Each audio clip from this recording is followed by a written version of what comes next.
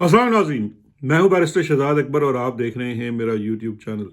सबसे पहले तो कल हमने जो एक खबर दी थी, मैंने कल एक ट्वीट किया था बड़े तफसील के साथ कि हमारे खबरी की खबर ये है कि इलेक्शन कमीशन में जो मैंडेट से चोरी से मुतलका फॉर्म 47 की कार्रवाई है वो अब फॉर्म 45 में बदली जा रही है और कंपनी बहादुर के अफसरान ये सारी तब्दीली करवा रहे हैं और बहुत जल्द इनके ऊपर इनको अपलोड भी किया जाएगा और इसके ऊपर एक प्रेस कॉन्फ्रेंस भी मुतवक्का है। तो 24 घंटों के अंदर अंदर हमारी खबरी की ये खबर दुरुस्त साबित हुई और अभी अब से कुछ देर पहले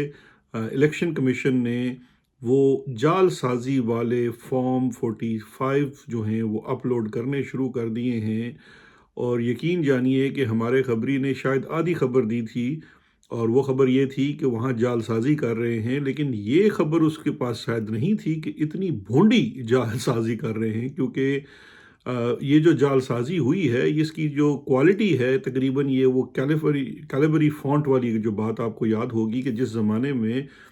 कैलिबरी फ़ॉन्ट बना नहीं था उसकी तारीख़ का एक ट्रस्ट बना के हमारे जो कैलिबरी क्वीन हैं उन्होंने जमा करा दिया था सुप्रीम कोर्ट ऑफ पाकिस्तान में। और अल्लाह की शान है कि आज चीफ़ मिनिस्टर है। इसी तरह से ये जो अल्लाह की शान है जो इस मुल्क का निज़ाम चला रहे हैं पिछले तकरीबन 70 सालों से ही, लेकिन पिछले 30 सालों से तो ये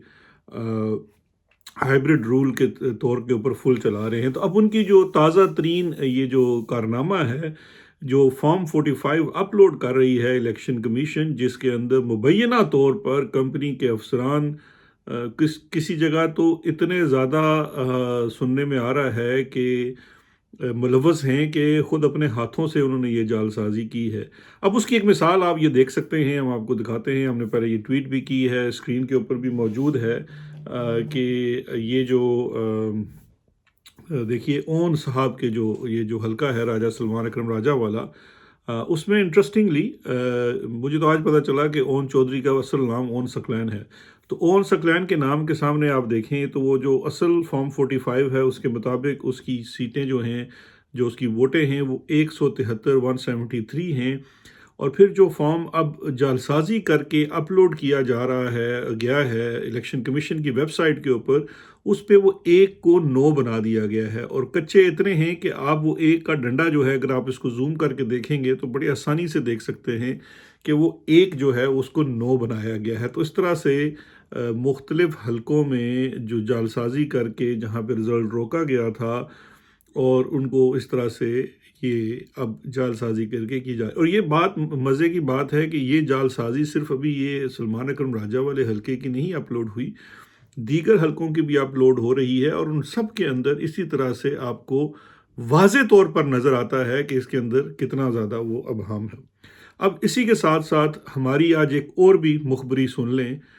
ख़बर सुन लें जो हमारे खबरी ने दी है, और ये ख़बर भी आज की तारीख़ नोट कर लें, 5 मार्च को ये आने वाले दिनों में सामने आ जाएगी। आपको याद होगा कि 9 मई के वाक़यात को लेकर और उसकी जो तफ्तीश है उसको लेकर एक कमेटी बनाई गई है, जेटी नुमा चीज़ है जो उसकी तफ्तीश कर रही है, जो इन्वेस्टिगेशन कर रहे हैं। उस इन्वेस्टिगेशन टीम के ऊपर भी इस वक्त शदीद दबाव है कि अच्छा, ये दबाव इलेक्शन से पहले भी था, लेकिन उससे पहले इसका काफ़ी ज़्यादा काम जो है वो इलेक्शन कमीशन ने और सुप्रीम कोर्ट ने कर दिया, तो उसमें कमी आ गई। लेकिन अब भी ख्वाहिश है और ये दबाव डाला जा रहा है उस कमेटी के ऊपर, जेआईटी के ऊपर, कि पाकिस्तान तहरीक इंसाफ को कलअदम करार देने की, बैन करने की सिफारिश कर दे 9 मई के वाक़यात का इल्ज़ाम उनके ऊपर लगाते हुए बतौर जमात के। ये वो अल्टीमेट ख्वाहिश है जो किसी बहुत बड़े साहब की है, जिनका ये मानना है और ये कहना है कि तहरीक इंसाफ को हमने ही बनाया था और हम ही इसको ख़त्म करके दिखाएंगे। तो हजूर उनकी इतला के लिए अर्ज़ है कि बनाने और ख़राब करने वाली ज़ात तो ऊपर वाले की है। आपकी ये ख्वाहिश तो मुझे कभी पूरी होती नज़र नहीं आ रही, लेकिन ये इस वक्त जो उस जेआईटी के अंदर लोग हैं वो बहुत ज़्यादा इस प्रेशर के अंदर हैं और ये भी हो सकता है कि आने वाले कुछ दिनों में ये चीज़ भी सामने आ जाए। अब चलते हैं इसी चीज़ से जुड़ी अगली ख़बर के ऊपर और एक तज्ज़िये के ऊपर, वो है कि ये मैंडेट चोरी जो है, एक तो आपने देखी ये जो फॉर्म 45 वाली थी और फॉर्म 47 करके फिर उन्होंने किस तरह से پاکستان تحریک انصاف کی جو جیتی ہوئی سیٹیں ہیں ان کو ہرانے میں تبدیل کیا، اور پھر وہ جو ہارے ہوئے لوگ تھے ان کو نئے ٹرمز اینڈ کنڈیشن کے اوپر پارلیمان میں بھجوایا، اور ان سے آگے جو کام کروانے جا رہے ہیں اس سے متعلقہ بات ہے۔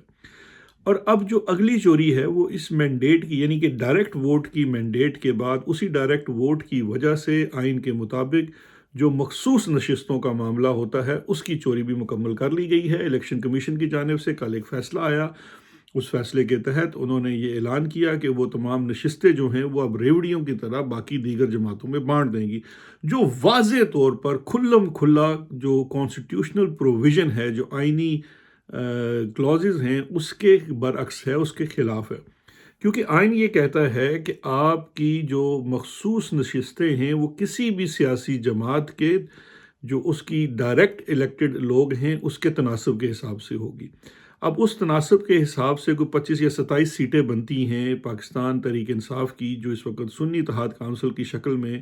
موجود ہے، تو اس کو ایک پروسیجرل چیز کہ سنی اتحاد کونسل چونکہ خود اپنی کوئی سیٹ پہلے سے نہیں جیتی اور انہوں نے مخصوص نشستوں کے لیے اپنی ایک لسٹ مقرر کردہ تاریخ جو الیکشن کے رولز ہیں یا لاز ہیں اس کے مطابق نہیں دی، لہٰذا یہ چیزیں ان سے نہیں دی جا رہی۔ اچھا، اب یہاں پہ پاز اس لیے میں چاہ رہا ہوں کہ یہاں پہ آپ کو سمجھنے کی ضرورت ہے کہ قانون کی نظر میں میری کوشش ہوتی ہے کہ میں زیادہ قانون والی باتیں نہ کروں کیونکہ یہ کمپلیکیٹڈ چیزیں ہوتی ہیں، لیکن اس کو کبھی کبھی آسان زبان میں بیان کرنا اس لیے ضروری ہوتا ہے کہ آپ مسئلے کو سمجھ سکیں اور اس کو لاجیکلی اپروچ کر سکیں۔ تو آئین جو ہے وہ کسی بھی ملک کے نظام کے اندر جو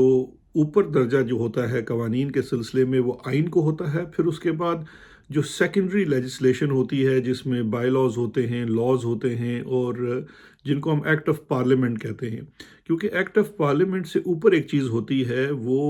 ہے کانسٹیٹیوشن۔ اب وہ جو کانسٹیٹیوشن کی جن چیزوں پہ ڈائریکٹ کوئی بات ہوتی ہے اس کی امپلیمنٹیشن کے لیے پھر دیگر قانون سازی کی، اس کو سیکنڈری یا سبسیکوینٹ لیجسلیشن کہا جاتا ہے۔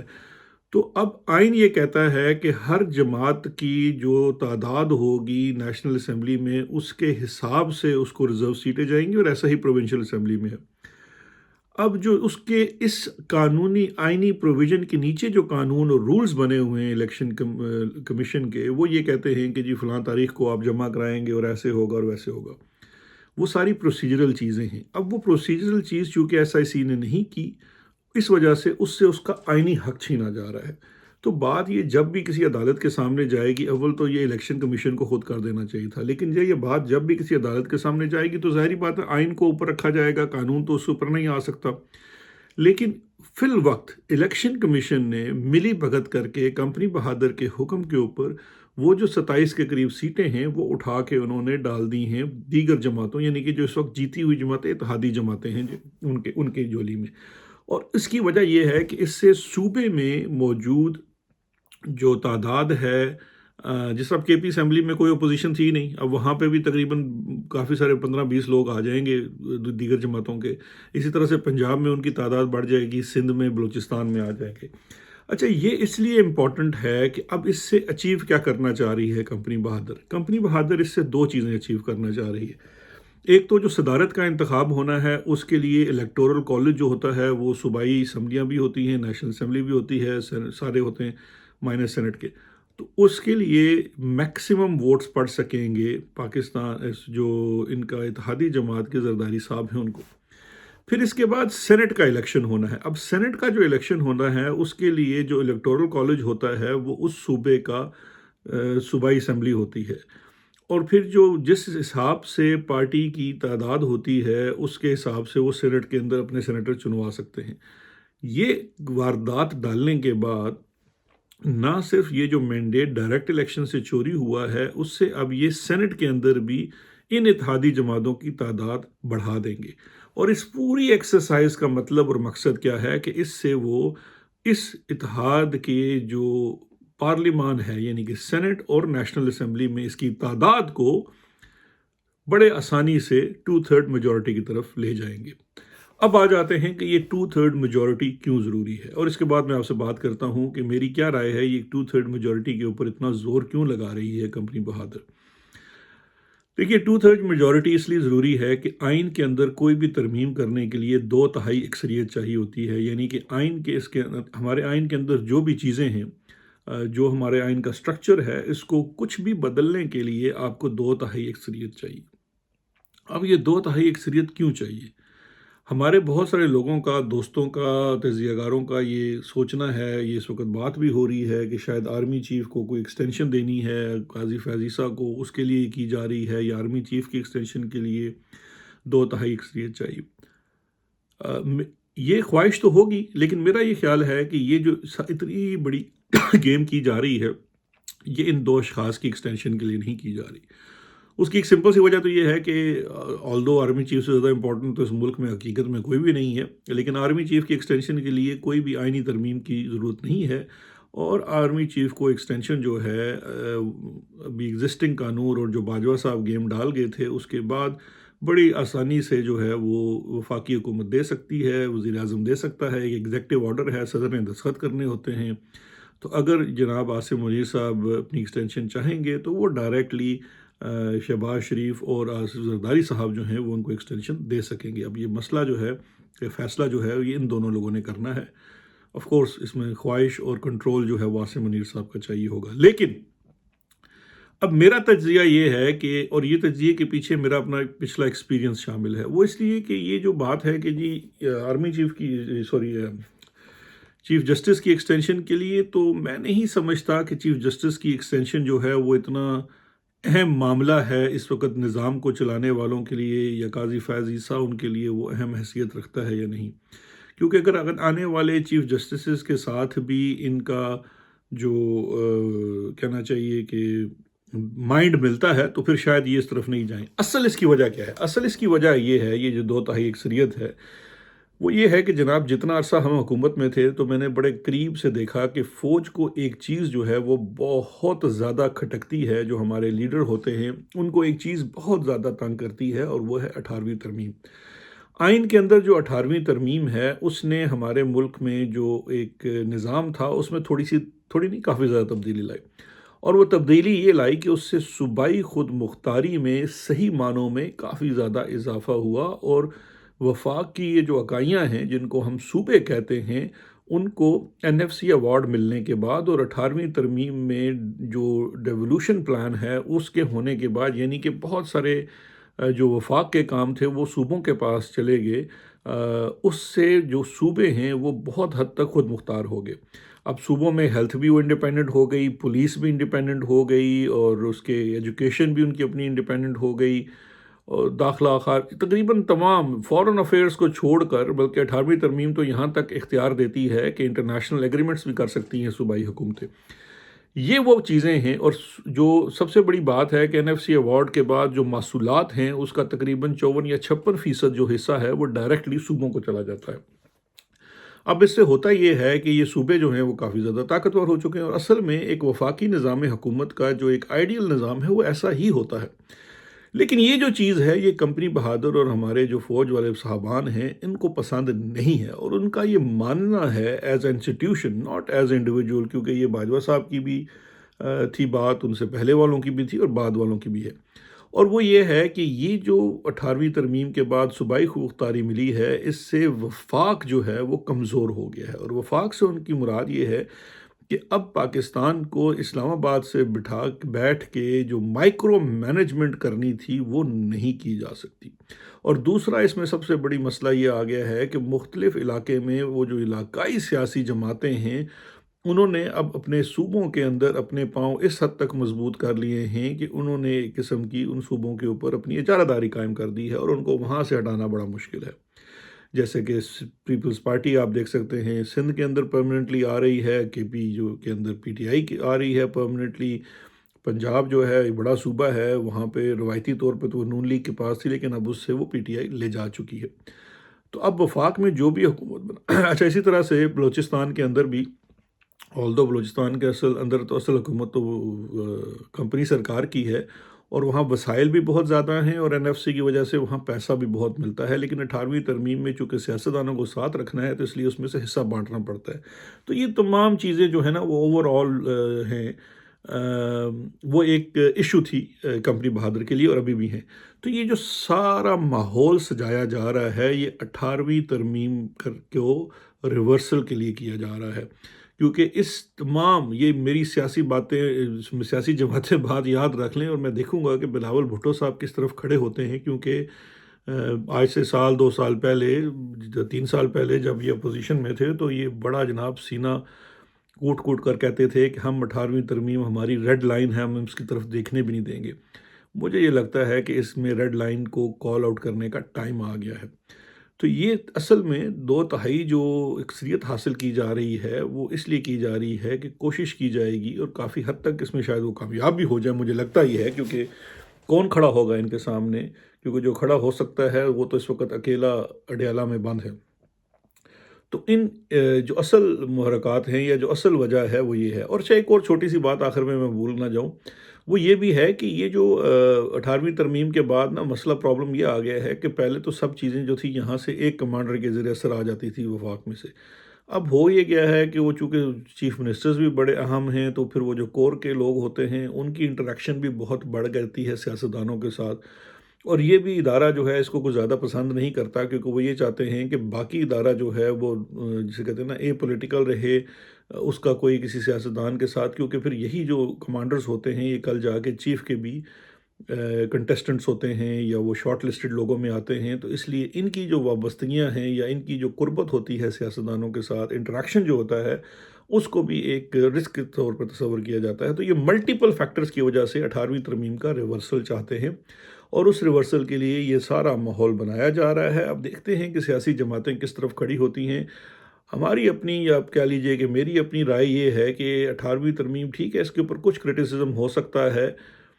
لیکن اوور آل 18ویں ترمیم جو ہے وہ اس نے صحیح معنوں میں اپنے صوبوں کو خود مختاری دی، آلدو ان صوبوں کے اندر جو ہے ایک فردر جو اس کی ریکوائرمنٹ تھی کہ صوبے میں ہر چیز جو ہے پھر اس کا آگے ڈسٹرکٹ لیول کے اوپر، ڈویژن لیول کے اوپر جو ہے وہ ایکول ڈسٹریبیوشن ہو، جو ہمیں ہوتی نظر نہیں آ رہی، خاص کر ہمیں پنجاب میں، اور اسپیشلی جب نون لیگ کا دور آتا ہے تو ہر چیز وہ لاہور سینٹرک، یا جہاں پہ ان کا ووٹ بینک زیادہ ہے وہاں سینٹرک ہو جاتی ہے، لاہور، پنڈی، گجرانوالا، یہ جو ٹریڈیشنلی ان کے جو ہبس تھے۔ تو یہ چیز جو ہے وہ اس کے خلاف ہے، اور اس کو بہتر کرنے کی اور صحیح کرنے کی ضرورت ہے، لیکن 18ویں ترمیم، NFC ایوارڈ، یہ میں نہیں سمجھتا کہ پاکستان کو کسی صورت بھی کمزور بناتے ہیں۔ تو یہ ہے جناب اصل، ہماری نظر میں تو یہ ہے اصل وجہ، یہ 2/3 میجورٹی حاصل کرنے کی۔ باقی یہ قاضی وازی جتنے بھی ہیں دے آر ڈسپوزیبل ایسٹس، وہ جو ادارہ ہے جب ان کی ضرورت ہے استعمال کریں گے، جب نہیں ہے تو ان کو لات مار کے پھینک دیں گے، because they are nothing more than a liability. آخر میں ایک اور چیز عرض کرنی تھی، وہ یہ ہے کہ ہمیں پاکستان تحریک انصاف کے اندر سے بھی اب گاہے بگاہے کچھ آوازیں سننے کو مل رہی ہیں موو آن کی۔ تو یہ یاد رکھیے گا کہ ہماری عرض یہ ہے کہ یہ بیانیہ جو ہے اس وقت موو آن کا، وہ ہے کمپنی بہادر کا بیانیہ۔ آپ موو آن نہیں کر سکتے جب تک آپ ٹروتھ اینڈ ریکنسیلیشن کے پروسیس سے نہیں گزرے، کیونکہ آپ اس وقت ایک وکٹم پارٹی ہیں، آپ کا مینڈیٹ چھینا گیا ہے، مینڈیٹ چھیننے سے پہلے آپ کے اوپر ناحق مقدمے قائم کیے گئے ہیں، آپ کی لیڈرشپ کو انڈر گراؤنڈ، بیرون ملک یا جیلوں میں ڈال دیا گیا ہے، یہ تمام چیزیں آپ کی پارٹی کے ساتھ کی گئی ہیں، ان سب کا ازالہ کیے بغیر how can you move on, آپ کس طرح سے موو آن کرنے کا کہہ سکتے ہیں؟ ٹھیک ہے، ہم کسی سے کوئی ذاتی بدلہ لینے کی بات نہیں کرتے، لیکن ایک دفعہ ٹروتھ اینڈ ریکنسیلیشن کا پروسیس تو ہونا چاہیے میرے بھائی، اس کے بعد موو آن ہوتی ہے۔ اور اگر ایسی کوئی آواز بھی اٹھتی ہے کہ جی ہم موو آن کرتے ہیں اور ہم بھول جانا چاہتے ہیں، جس طرح سے شاید کسی کی بات کہہ رہے ہیں کہ جی ارشد شریف کی بات کی ہے، یہ سراسر غلط بات ہے۔ جو جرم ہے، اور یہ تو گناہ کبیرہ میں سے آتا ہے نا، کسی کا قتل کرنا، ناجائز اور ناحق قتل کرنا، تو اس کو تو ہمیں معاف کرنے کی یا اس پہ موو آن کرنے کی ہمیں کوئی بات تو ہم کر ہی نہیں سکتے۔ ہوا we the only person who can forgive Arshad's murder is either his wife or his mother، اس کے لیگل ایئرس ہیں، اس کے بچے ہیں، اور وہ بھی خون بہا اور اس کے پورے سلسلے کے بعد معاف کر سکتے ہیں۔ پھر ایک یہ قتل جو ہے وہ ایک پوری قوم کے لیے بھی ایک وہ چیز ہے، تو اس میں یہ چیزیں ہمیں اس سے اجتناب کرنا چاہیے، ہماری یہ عرض ہے۔ اور یاد رکھیے کہ آپ موو آن کی بات اس وقت تک نہیں کر سکتے جب تک عمر چیمہ، یاسمین راشد، عالیہ حمزہ، محمود الرشید، اعجاز چودھری اور ہمارے پتہ نہیں کتنے دیگر لوگ جیلوں میں بند ہیں، اور میں بھول نہ جاؤں حسن، وہ بھی بند ہے، اس طرح سے اور بہت سارے لوگ جو ہیں وہ ملٹری کورٹ کے ٹرائلز جو بے گناہ جیل رہے ہیں. تو ان سب چیزوں کے ہوتے ہوئے there is not even a question of moving on. تو اس لیے یہ جو بیانیہ ہے کمپنی بہادر کا موو آن کا جو انہوں نے تمام چینلز کو دیا ہے، اس سے ہمیں اجتناب کرنا چاہیے. آج کے لیے اتنا ہی. آخر میں عمران خان صاحب کی آج تاریخ تھی، اس کے اوپر بحث کا آغاز ہو چکا ہے، لیکن یاد رکھیے کہ اس کے اوپر ہم پہلے سے کہہ چکے ہیں کہ یہ بھی ایک سموک سکرین ہے، کیونکہ اسلام آباد ہائی کورٹ جو ہے وہ کیس سن تو رہی ہے، لیکن ضمانت کا کیس چاہیے تو یہ تھا کہ پہلے فوری طور پہ ضمانتیں دیں اور پھر سنیں کیس، لیکن اس وقت انہوں نے مین کیس لگا لیا ہے، یعنی کہ وہ کریں گے یہ کہ شاید اس کو ری ٹرائل کر کے پھر سے یہ سرکس جاری رکھیں گے. اس وقت صرف ٹیمپریچر ڈاؤن کیا جا رہا ہے کہ 10-11 تاریخ تک کی ڈیٹ گزر جائے، اس کے بعد پھر وہی نظام ہوگا چل سو چل کا. تو عمران خان صاحب نے ابھی علی امین گنڈا پور کی ملاقات ہوئی تھی، سنڈے کی پھر سے کال ہے باہر نکلنے کے لیے، احتجاج کرنے کے لیے. اسی کے اوپر فوکس کرنا چاہیے کیونکہ وہاں سے کچھ مسائل کا حل نکلے گا، اس کے علاوہ اور کوئی نہیں. اپنا بہت خیال رکھیے گا، انشاءاللہ کل پھر حاضر ہوں گے. خدا حافظ.